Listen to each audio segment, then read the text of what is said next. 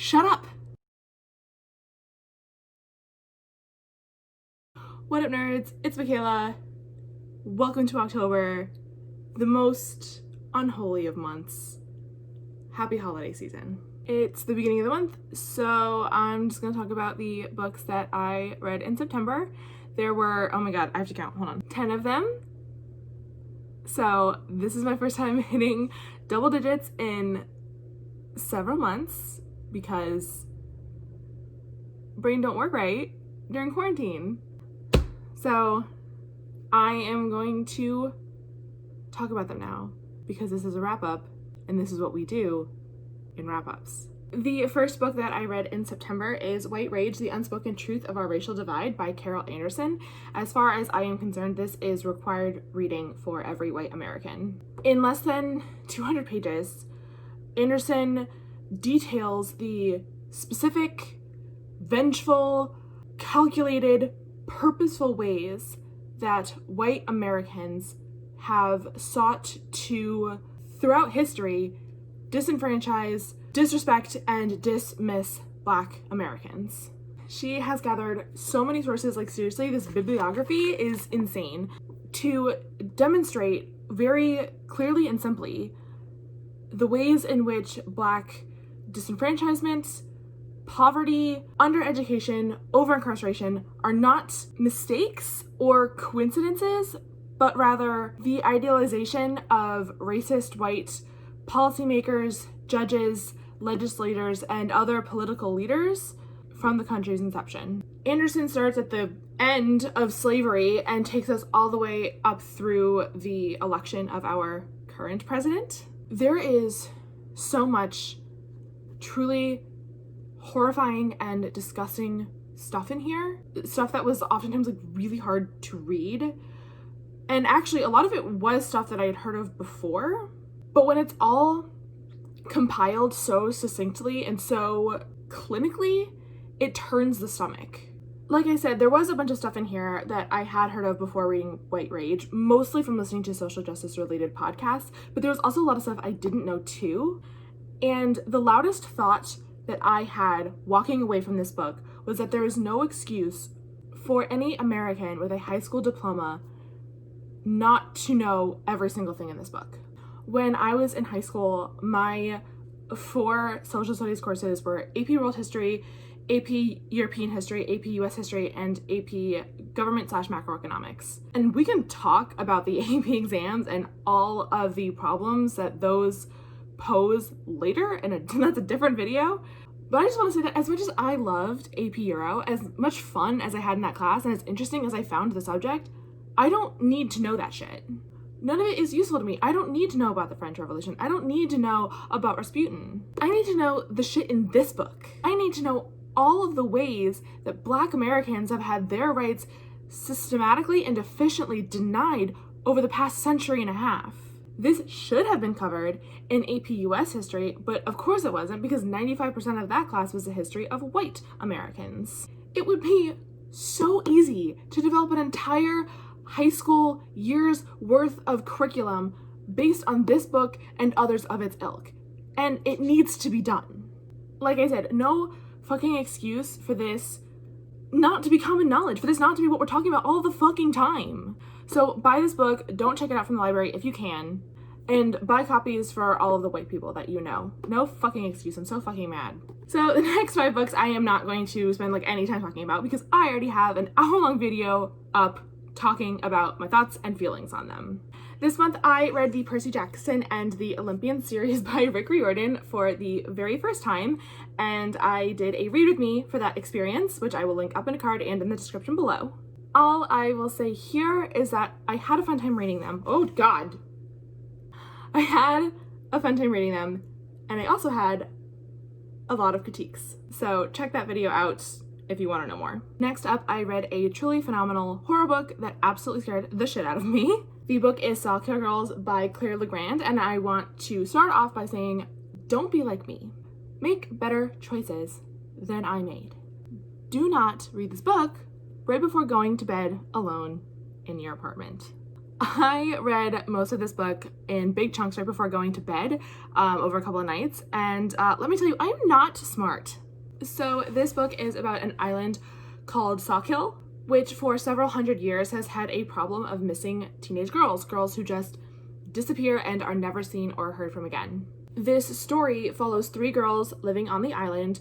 Marion, who is just moving to the island with her mom and sister after her father's death. Zoe, whose best friend is the latest girl to go missing and who is determined to figure out what the fuck is going on. And Val, the most beautiful and the richest girl on the island, who knows exactly what the fuck is going on. I'm not going to go into much more detail than that because this book really is just a wild ride, but I have to say that this is one of the most perfectly paced plots I've ever read.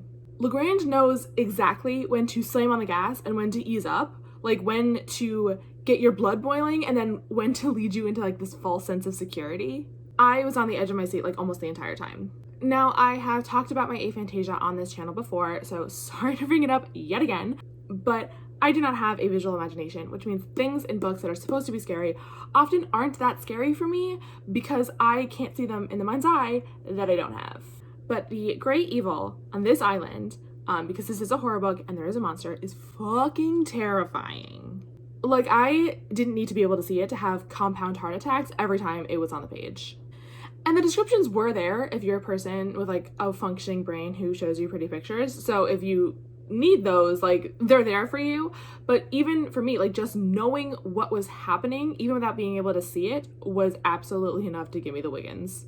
But also, this book was filled with like fantastic gay girl power and community and self-discovery, and I really loved it. All 3 of the main characters are complex and challenging with their own wants and desires and motivations and feelings and then reactions to those feelings.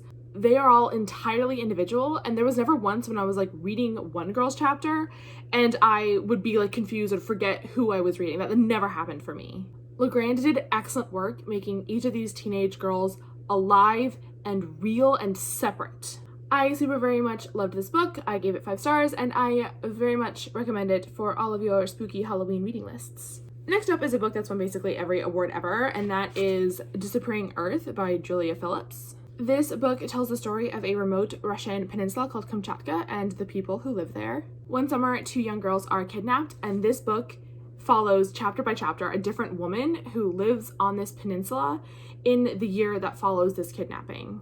The kidnapping, oh, you can't see this, can you? Is it better over here? Not particularly. The kidnapping sort of acts as like this faint heartbeat in the background of the story, keeping the narrative alive and connected as we move from woman to woman and place to place in this like very specific location. Like, I know absolutely nothing about Russian culture, particularly Eastern Russian culture, but I never once felt lost or confused by the socio-political world of this peninsula, because each woman whose head we get to live in feels so honest and raw that what feels like home to her like automatically feels like home to us, or at least to me. Over the course of this year that this story unfolds, we get to learn a lot about gender, race, and politics in this region of the world, and I don't know how much research that Julia Phillips did for this book, whether she has experience or did her own reading, but it feels like a native is telling this story. I believe that this world is real. Probably the most interesting aspect of this book is that characters from one chapter, from like one woman's story, will pop up in a different chapter, oftentimes in a totally different role. Like, someone's best friend in one chapter will be someone's boss's wife in another chapter, or something along those lines. This really makes the book come alive because no one is throwaway or irrelevant. It feels like we're getting this real 360 view of this place, not just one angle, or even a couple of angles. So this is one of those books where I recognize that it is a 5-star book, but I'm only gonna give it 4. There's nothing inherently wrong with it. The only reason that I'm not giving it a 5 is that I personally had a 4-star enjoyment of it. But the rating is stellar. The character work is masterful, and Disappearing Earth absolutely deserves all of the praise and accolades that it's received. I do absolutely recommend it. I just can't say that I loved it only that I liked it a lot, and so that's why it's getting 4 stars. Once again, I am going to be brief with this next one because I already have an entire video dedicated to it. The book is A Conspiracy of Tall Men by Noah Hawley, and it is the latest book in my One Book series where I buy a book for $1 and read it. Not to spoil the video for you, which I will link up in a card and in the description below, but it was okay. This book was thoroughly fine, like truly the most okay book I've ever read in my life. I give it 3 stars, and you can hear more about my thoughts on it in the video. Alright, y'all. I finally did it. I read the book that all queers of a certain age are required to read. Of course, Aristotle and Dante Discover the Secrets of the Universe is amazing. Of course it is. I knew it was going to be when it was recommended to me back in 2013 or whatever. I knew I was going to love it, and of course I do. So why did it take me over half a decade to read it? Shut up. This book really is a beautiful piece of art. Every single chapter felt like a secret.